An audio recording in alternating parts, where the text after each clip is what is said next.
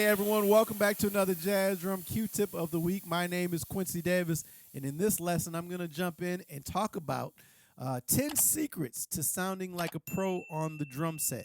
And one of the first secrets I found is making sure that you have good limb balance. Okay, I'm going to play a little bit, and you tell me what you observe and what you hear as far as my limb balance goes. What do you hear the strongest?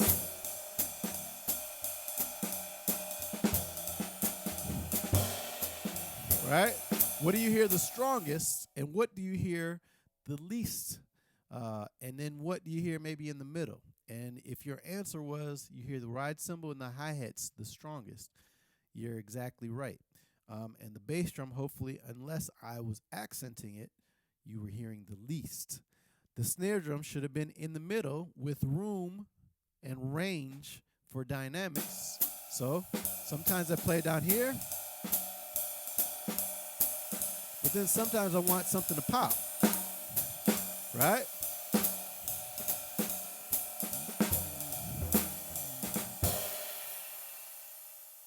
The problem with the snare drum, I always say your default should be quieter than what you probably naturally want to do, because a lot of drummers are coming from other styles where you're hammering the snare drum, blot, boom, boom, blah. And if you carry that mentality in jazz, you're going to be playing way too loud. So get used to playing the snare drum underneath the ride cymbal, leaving room for range and volume that you can grow and add accents in the snare drum, okay? Think like you're at a mixing board, and your limb balance is going to be terrific. All right, another secret to sounding like a pro on the drum set is having a very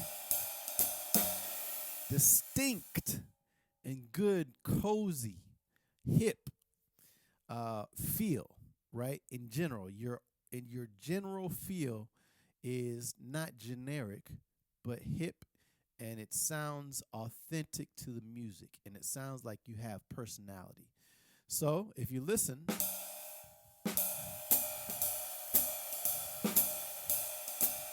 right, you can hear me really trying to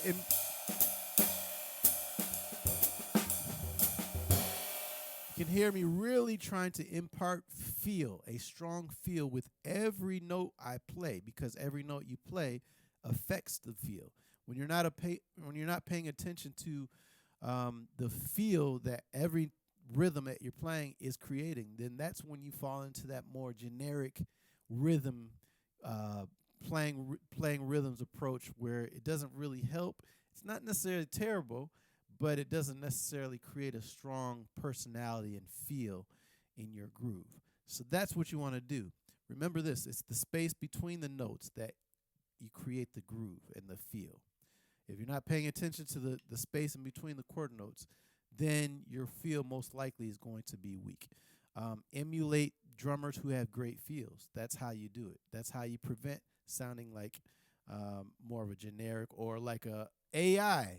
We don't want to sound like an AI drummer playing swing, okay? So do that by mimicking, emulating, and then paying attention to the space in between the notes and every note you're playing, and your feel will improve immensely. Really, this one should have been mentioned before feel, but either way,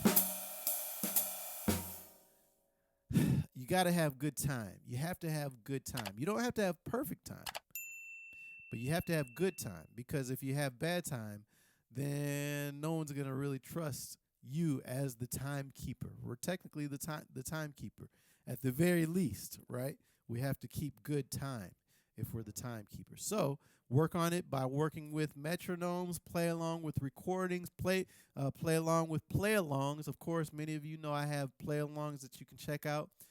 Bass play-alongs, which a lot of drummers find helpful. I do it all the time. Whatever you want to do, make sure you do that on a consistent basis at different tempos and different dynamics, and your feel and your time, I should say, will improve exponentially, okay? And then you're going to have more confidence You're going to have more confidence when you play, and you're not going to have to worry about your time, okay?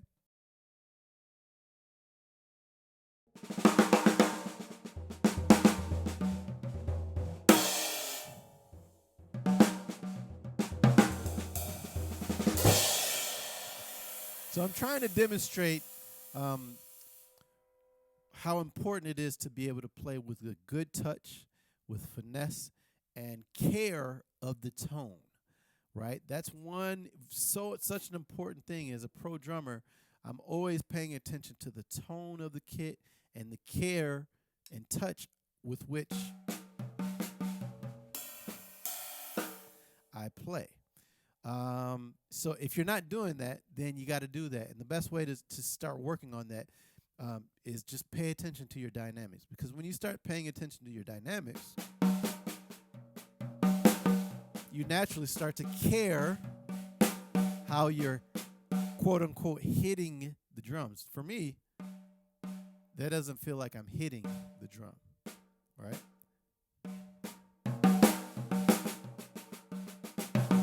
Even when I play strong, I'm still taking care. So play with different dynamics. In fact, play at quieter dynamics more than you play at higher dynamics. And I think your touch, tone, and finesse is going to improve a lot.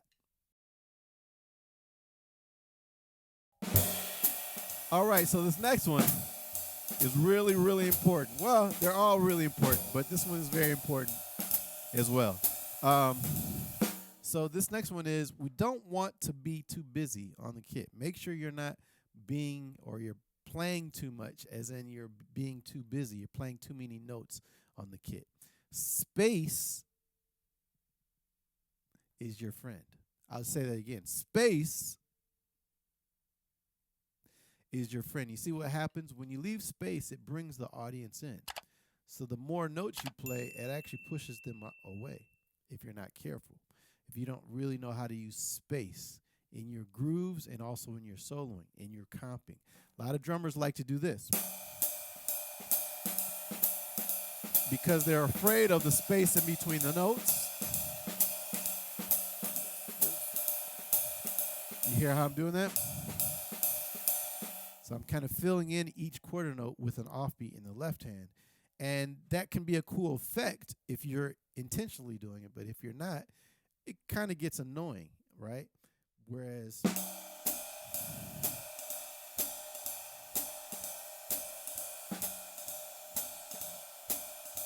you hear it? Now I'm leaving more space, right? Use more space in your comping, in your soloing as well. So if I take a little solo, we're up. See, there's a little space there. It's like a little beam of light. Oh. So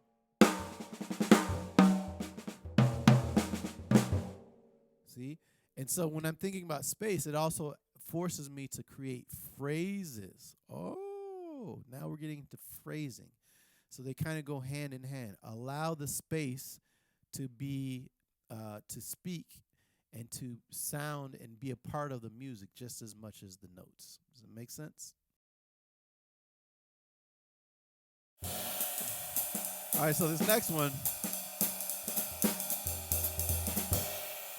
is something you had to practice. You had to practice playing with people. Professional drummers who are working a lot and who people want to play with are good listeners, and they're good at playing with people, meaning they know how to play in a way that complements and elevates others more than themselves. That's our goal. That should be our goal. And if you're not good at that, then fewer people are going to want to play with you. How do you get good at that? Well, you do it. You got to do it. It's like a muscle. You got to keep on just doing it and get used to reacting and responding and having musical conversations with people. That's the only way you get better at it, honestly, and also listening to others and how they do it, other great drummers and how they do it. A quick little, kind of quick fix or something you can do to work on your listening is just focus on the bass. A lot of times when we're playing, A lot of drummers will focus on the soloists, and they become so fixated on the soloist that they abandon whoever's playing bass. And our first responsibility is to make sure we're playing with the bass in a musical and groovy way, okay? So pay attention to the bass first. Make sure you're hooked up, you're playing together, then the rest of the rhythm section, piano, guitar, then everybody else. And you should get so good at doing this that you're constantly surveying the whole band, right? So you're not just focused here and then you're just focused here and then you're just, it's like a constant survey of everyone, and wherever the action is at, that's where you want to make sure you're listening and paying attention to and responding to. Does that make sense? So you got to practice all this, though. That's the only way to get better at it.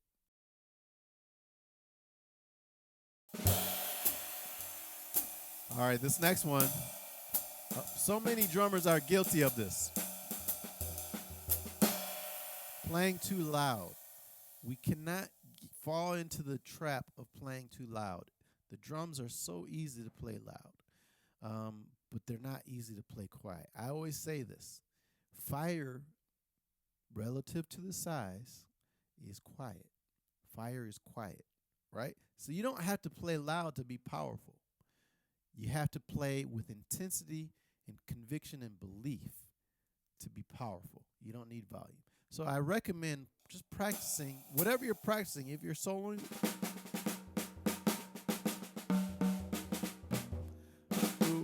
whatever you're playing an up-tempo, right? Whatever you're practicing, whatever you want to improve on, play it at a quiet dynamic. Get used to playing it there.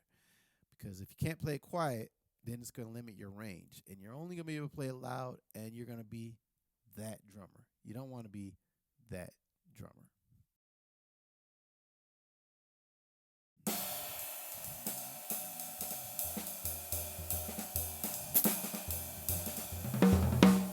All right. In the last one, I mentioned playing with conviction. Well, we do not want to be so careful at playing that we're playing passively, right? You have those drummers that are playing very passive. They don't want to get in the way. They're trying to just kind of fit in and be in the background. Well, that can kind of work, but generally, people and musicians want us to be the drummer, want us to lead and play with confidence. So even if we're not playing loud, we can still play with confidence and conviction. As long as we're playing with conviction, even if we're playing at a pianissimo, then that's cool. We never, ever, ever want to play passively. Part of playing passive is how you actually play the kit, right? So if you're playing and you're not really, your strokes, you can see it in the strokes, right? Right? I'm just kind of playing stuff, but it doesn't really mean anything. I'm not really playing and believing and focusing and making sure each note I play has a meaning. But also you can play passively in how you play with people by waiting for someone else or everybody else to do something before you do something. Sometimes it's okay to just throw something out there. Right?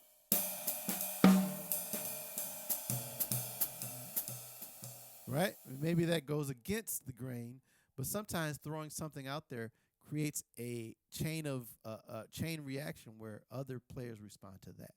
So you don't always want to be reacting. Sometimes you want to be instigating and creating moments of excitement and musicality as well. Okay, musical moments, I call them. So don't be passive. Whatever you do, do not be that passive drummer, because nobody really actually wants to play with a passive drummer.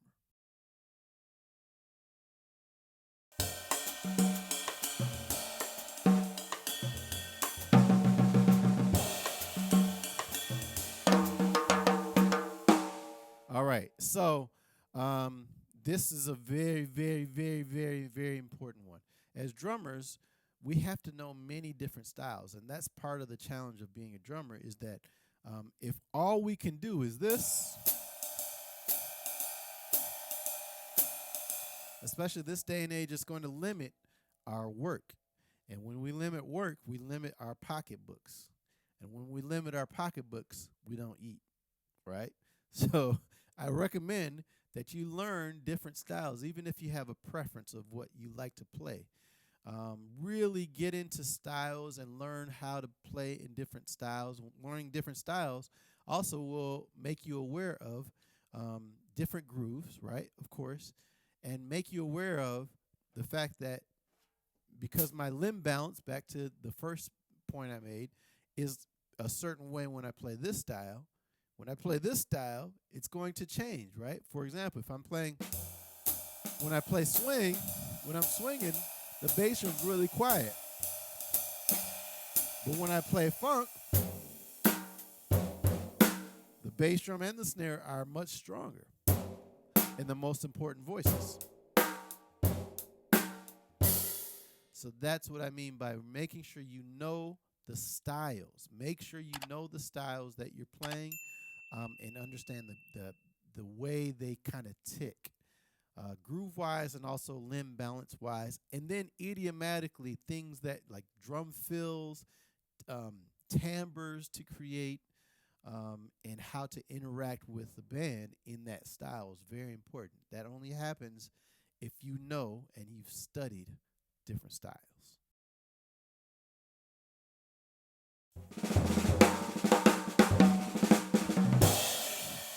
All right, so this last one is very important.